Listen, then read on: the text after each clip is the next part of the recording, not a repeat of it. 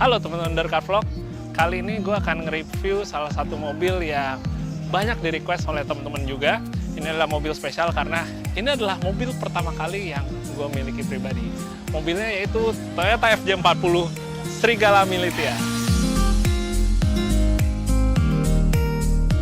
Ini spesial banget buat gue, karena mobil ini adalah mobil yang pertama kali gue dapati setelah lulus sekolah. Dari yang awal itu dibuat untuk sekedar light off-road, lalu dibikin menjadi ekspedisi, lalu dibuat untuk adventure, bahkan akhirnya menjadi kendaraan speed off-road sebelum sekarang ini kembali lagi untuk menjadi kendaraan kompetisi adventure. Kendaraan ini kurang lebih gue dapet di tahun 2005, saat lulus sekolah waktu itu gue mendapatkan kendaraan ini, dan ini menjadi salah satu kendaraan yang paling berpengaruh terhadap kehidupan gue dan juga di dunia off-road pastinya. Gue belajar banyak tentang off-road dari mobil ini. Gue latihan gimana cara ngoperasin 4x4 dari mobil ini, gimana cara melewati halang rintang, tanjakan, turunan terjal, sampai kubangan lumpur, semua di mobil ini. Sekarang yang ada ini konsepnya emang untuk kompetisi adventure. Sebelumnya ini terakhir gue pakai aktif untuk di speed off-road, tapi itu pun juga sebenarnya ubahannya nggak terlalu banyak saat speed off-road. Jadi pertama-tama saat masih standar, itu pertama gue modifikasi itu untuk menjadi kendaraan ekspedisi. Setelah itu dirubah menjadi kendaraan yang bisa kompetisi, tapi juga bentuknya masih tertutup ya, masih seperti kendaraan ekspedisi. Sampai akhirnya gue udah bertekad untuk hanya menggunakan kendaraan ini untuk kompetisi saja, baru dibikin lebih terbuka, roll cage-nya dibikin ulang, dibikin lebih ringan, penggunaan body-body dari aluminium dan fiber. Mesinnya akhirnya diganti, dari yang sebelumnya 2F, sekarang mesinnya menggunakan Cherokee yang kita akan lihat nanti. Nah, saat gue mulai ikut speed off-road di tahun 2010, itu gue nggak menggunakan kendaraan ini dulu. Tapi mulai tahun 2012, gue pas nggak ada mobil, akhirnya gue melihat daripada mobil adventure ini sayang nggak diapa-apain, akhirnya dirubah sedikit supaya bisa menjadi mobil yang layak dipakai speed off-road. Saat itu emang termasuk jarang yang pakai speed off-road. Mungkin sekitar 15 tahun yang lalu banyak yang speed off-road pakai FJ, tapi sekarang sangat jarang. Di lapangan tuh paling jumlahnya hanya ada 2 yang suka ikutan. Saat speed off-road bentuknya udah seperti ini, hanya bedanya menggunakan ban kecil. Bannya juga pakai ban MT 31 inch. Ini sebenarnya sasisnya masih bawaan FJ40, yang bedanya itu hanya di bagian depan. Jadi kalau teman-teman lihat di bagian depan, sasisnya itu udah dipotong, lalu juga diganti menjadi pipa. Jadi bagian depan udah dipotong, sementara di bagian belakang itu sasisnya masih menggunakan sasis dari FJ40. Ini dia sasis asli ya, masih menggunakan FJ40. Sementara buat bodi pastinya udah nggak ada yang asli, semuanya udah diganti. Seperti panel, dari mulai pintu itu menggunakan aluminium, semua menggunakan aluminium sampai ke bagian belakang. Ini juga udah full aluminium supaya lebih ringan. Dan kalau misalnya terjadi penyok atau apa, reparasi juga gampang. Yang menggunakan fiber hanya di bagian kap mesin aja. Lalu untuk di bagian dalam, itu decknya juga udah dipakai aluminium dan plat. Sorry teman-teman, sekarang kotor banget soalnya emang kemarin terakhir habis di off-road, belum sempat dibersihin secara mendetail, dan udah langsung harus dibawa ke IMS ini. Ini sebenarnya modelnya untuk bagian fender depan, ini nyontoh dari AF111 kalau nggak salah namanya. Itu adalah salah satu pembuat fender untuk di merek Jeep ya, untuk di brand Jeep. Akhirnya diaplikasikan ke dalam FJ40, hanya versi custom. Dibikin pakai plat aluminium, tapi bagian sampingnya itu tulangannya menggunakan pipa supaya sekaligus melindungi kalau terhantam pohon ya, atau objek keras lainnya. Gue paling suka kalau mobil itu masih tetap menyisakan ciri khas asli dari mobil itu. Jadi kalau misalnya FJ40, gue tetap berusaha untuk memasangkan grill FJ40. Gue nggak terlalu suka mobil yang bentuknya udah terlalu odong-odong, udah nggak jelas karakternya apa nih, mobil bawaannya apa. Jadi gue tetap pakein grillnya walaupun memang lampunya udah nggak ada. Terus bagian depannya gue pakai lampu rigid industry, ini yang 30 inch. Kalau teman-teman lihat, di bagian depan ini nggak ada winch deh. Karena emang sejauh ini gue mencoba untuk fokus di kompetisi adventure yang non-winch. Karena sekarang itu emang sudah terbagi, jadi masing-masing tuh ada kejuaraannya. Ada yang adventure harus pakai winch dan adventure yang non winch ya. Sementara gue ada di kelas itu. Bumper udah custom, pakai pipa aja lebih ringkas, lebih ringan. Terus kalau teman-teman lihat, untuk di bagian gardan, gardannya ini gue menggunakan gardan FJ60 di bagian depan, dan di belakangnya menggunakan gardan FJ80 atau Land Cruiser VX ya. Jadi kalau gardan Toyota itu emang dari dulu udah nggak diraguin lagi, udah paling kuat, paling badak, partsnya banyak, udah familiar gue dengan karakternya. Jadi gue nggak mungkin ganti dengan gardan lain lagi. Ini adalah salah satu resep yang sudah terbukti akurat. Buat rasio gearnya gue pakai 488, sementara untuk lockernya di belakang tuh pakai factory locker dari VX. Sementara yang di bagian depan ini sebenarnya ada airbag lockernya, tapi sekarang ini belum diaktifkan lagi. Jadi sekarang masih open. Nah buat suspensi, ini adalah salah satu yang gue paling senang dari mobil ini. Kalau FJ40 tuh emang terkenal karakter suspensinya itu kaku banget. Buat di adventure, apalagi di speed off-road ya, itu bener susah banget dikendalin karena mobilnya itu orang bilang handlingnya itu bolot ya. Jadi susah untuk menikungnya, terutama saat menikung. Jadi untuk shock breakernya gue pakai coilover shock dari Fox Racing Shock. Ini travelnya 12 inci, bodinya yang 2,5 inch. Terus sebelahnya itu bypass yang body 2,5 inch juga, travel 12 inch, dan sama menggunakan merek Fox Racing Shock. Ini adalah salah satu yang menurut gue paling bisa diandelin dari mobil nih. Handlingnya benar-benar jadi enak banget.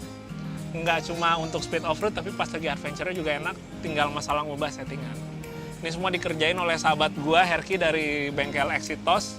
Dan sampai sekarang nggak pernah mengalami perubahan karena memang alhamdulillah tidak pernah ada kegagalan atau kerusakan. Jadi settingannya udah terasa pas, tinggal setting minim aja kalau lagi ada di track.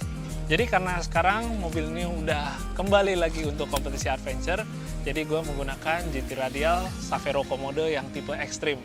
Gue pakai yang ukuran 33, walaupun sebenarnya untuk di adventure kalau yang pakai FJ40 kebanyakan udah pakai ukuran 35. Tapi emang nggak tahu kenapa gue lebih pede untuk pakai 33 karena gue untuk manuvernya, untuk handlingnya bisa lebih ngerasain, bisa lebih dapat. Jadi gue pakai ukurannya yang 33, sementara kalau sebelumnya dipakai untuk speed off-road itu menggunakan Savero Komodo MT ya, yang ukuran 31. Ini velgnya sebenarnya velg murah meriah, gue pakai Avantec. Itu adalah velg lokal, walaupun murah meriah tapi sangat kuat. Jadi gue bisa punya beberapa set dari velg ini, dan semenjak itu gue nggak pernah ganti lagi karena emang sekarang ini yang penting gue punya velg yang tidak terlalu berat, tidak terlalu mahal, tapi cukup kuat. Bagian belakangnya nggak ada ban serep karena emang hanya dipakai untuk kompetisi off-road dan itu jaraknya sangat pendek. Jadi yang ada di belakang pertama tangki. Ini tangkinya kurang lebih ukurannya sekitaran 25 liter. Tangkinya udah dibikin custom dari aluminium. Terus di balik sini ada radiator. Radiatornya emang sengaja taruh di belakang, tapi kalau radiator ditaruh di belakang itu salah satu persyaratannya harus tertutup. Sehingga kalau misalnya terjadi sesuatu itu tidak sampai membahayakan ke bagian dalam ya, ke bagian kabin. Bagian belakang masih kotor banget, lagi-lagi karena kemarin habis off-road, nyucinya belum bersih, udah langsung dibawa ke sini. Di bagian paling belakang, ini untuk fuel pump-nya. Ini fuel pump dan ini filter bensinnya. Jadi gue letakin di sini supaya kalau terjadi permasalahan gampang buat benerin atau gantinya karena posisinya nggak terlalu tersembunyi. Ini ada yang menarik kalau misalnya di bagian depan tadi nggak pakai stabilizer karena memang sudah settingannya dibikin seperti itu oleh Herky, tapi di bagian belakang tetap pakai stabilizer atau sway bar. Sway barnya cukup unik, jadi dari mulai ngikat ke bawah ke gardan, sway barnya ini ke belakang. Seperti yang gue bilang tadi, untuk di bagian belakang itu gardannya menggunakan gardan Land Cruiser VX seri 80. Udah di reinforce lagi, ada batang tambahannya. Ini sama semua dikerjain di bengkel Exitos. Gue suka banget desain dari reinforce-nya. Nggak kelihatan terlalu kaku dan berat, tapi tetap efektif. Sementara untuk link suspensinya semua menggunakan sistem 4-link. Ini dia mesinnya. Jadi mesinnya setelah dipakai buat kompetisi itu gue rubah. Dari yang aslinya bawaan FJ40 2F menjadi mesin Cherokee atau PowerTech 242. Biasanya orang yang pakai Cherokee itu cc udah dinaikin minimal ke 4.500 atau ke 4.700. Tapi kebetulan ini adalah mesin yang baru gua naikin, ini mesin terakhir. Mesin ini hanya 4.000 cc, tapi semuanya kondisinya udah disegerin, ini udah di overhaul ulang. Karena gue pengen yang penting mesinnya itu nggak usah terlalu powerful, tapi tidak merewel, tidak mudah rusak, tidak mudah overheat. Yang penting saat kita sedang off-road, mesinnya nggak nyusahin. Jadi mesinnya tetap 4.000 cc standar, lalu throttle body juga masih ukuran standar, dan ECU-nya yang ada di dalam di dashboard nanti itu juga menggunakan ECU standar dari Cherokee. Dari throttle body disambungkan ke selang fleksibel ke dalam yang berfungsi sebagai snorkel. Jadi filter udaranya ada di dalam kabin supaya tidak mudah terkena cipratan air ataupun lumpur. Oke, buat mesinnya segitu dulu, karena tidak banyak hal yang spesial. Nah, buat power steeringnya, gue menggunakan AGR steering system. Ini adalah aftermarket yang sebenarnya ini didesain memang bukan untuk FJ40, tapi udah dirubah supaya bisa fit di FJ40 ini. Jadi dari mulai pompa power steeringnya sampai steering house itu menggunakan AGR. Sementara untuk shock breaker setirnya, gue menggunakan 4-way yang RTC atau return to center. Jadi enaknya kalau kita pakai shock steer off-road yang ada pairnya ini, saat kita ngebelok, maka dia akan ngebantu untuk ngelurusin setir lagi. Oke guys, kita akan coba masuk ke dalam. Ini salah satu mobil FJ40 buat off-road yang paling enak didudukin ya. Karena emang udah didesain untuk enaknya di gua. Jadi tiap kali gua naik sini rasanya, wah nikmat banget. Nggak ada yang lebih enak duduknya daripada FJ40 Serigala Militia ini. Ya, di bagian dalam yang pasti untuk setirnya gue pakai Sparco yang 3-spoke.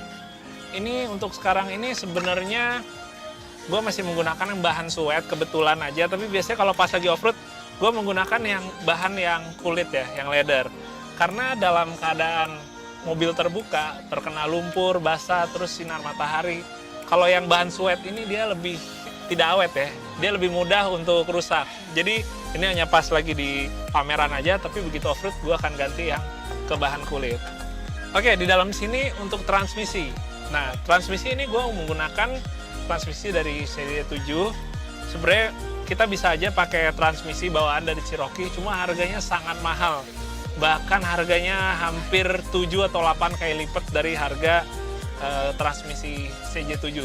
Jadi gue tetap menggunakan ini, menurut gue udah sangat cukup, dan kalau kenapa-kenapa partsnya menggantinya itu gampang dan murah.